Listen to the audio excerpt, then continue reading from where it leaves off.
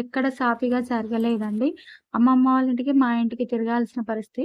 2 సార్లు మా ఊర్లో చదివా, 2 సార్లు అమ్మమ్మ వాళ్ళ ఊర్లో చదువుకున్నా. అమ్మమ్మ వాళ్ళ ఊర్లో ఎందుకంటే అది మండలం అక్కడ కొంచెం చదువు ఎక్కువ వరకు ఉంటుందనమాట. ఇంకా అమ్మమ్మ జ్ఞాపకాలతో ఇంకా ఈ వీడియో అయితే ఇంకా దానికి కొంచెం లాగ్ అండి.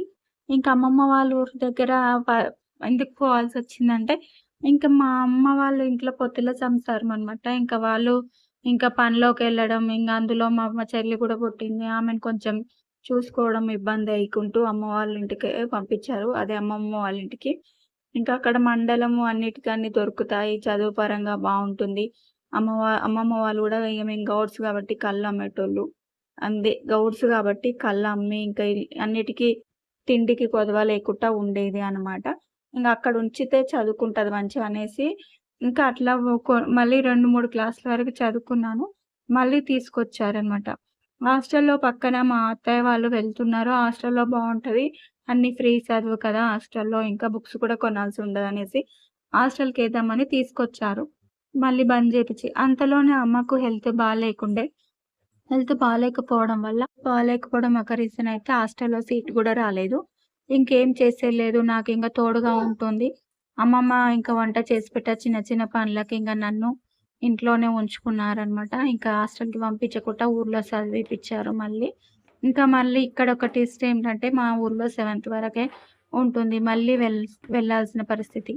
అలా అమ్మమ్మ వండి పెట్టేది ఇంక ఇంట్లో ఉండి ఇంకా వాటర్ మోసుకురావడం, ఇలా ఇల్లు ఊడవడం ఇలాంటి చిన్న చేయి కింద పనిలాగా ఉండేదాన్ననమాట. పనన్నా చేస్తన్నారో లేరో పిల్లలు కానీ అప్పట్లో అయితే అన్ని పనులు చేస్తున్నాం. స్కూలుకెళ్ళొచ్చి గిన్నెలు తోమడం, ఇల్లు ఊడ్చడం, ఇలా బయటికి షాప్‌కెళ్ళి ఏమన్నా తీసుకురావడం, ఇలా షాప్‌కెళ్ళడం అంటే ఇప్పుడు గూడా చేస్తారనుకోండి. అప్పుడైతే ఇంక షాప్‌కెళ్ళి రావడం, బావి దగ్గర గూడా ఏమన్నా సామానుంటే వెళ్లి తీసుకొచ్చేదాన్ని నేనైతే అమ్మకి హెల్ప్‌ఫుల్‌గా. అలా స్కూలుకెళ్ళొచ్చి మధ్యలోనే వేరే పని చేసుకొని, ఇంకా రైస్ కూడా పెట్టేస్తుంటిని నైట్ వాళ్ళు పనికెళ్ళొచ్చే వరకు, బావి దగ్గర పనికెళ్ళొచ్చే వరకు.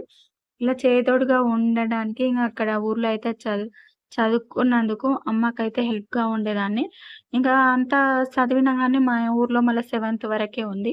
మళ్ళీ వెళ్ళాల్సిన పరిస్థితి. కానీ వెళ్ళలేకపోయాను. ఎందుకనేది నెక్స్ట్ వీడియోలో కంటిన్యూ చేస్తాను.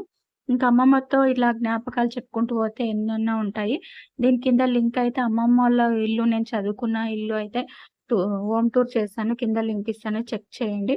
అలాగే వీడియో నచ్చితే లైక్ చేయండి, సబ్స్క్రైబ్ చేయండి.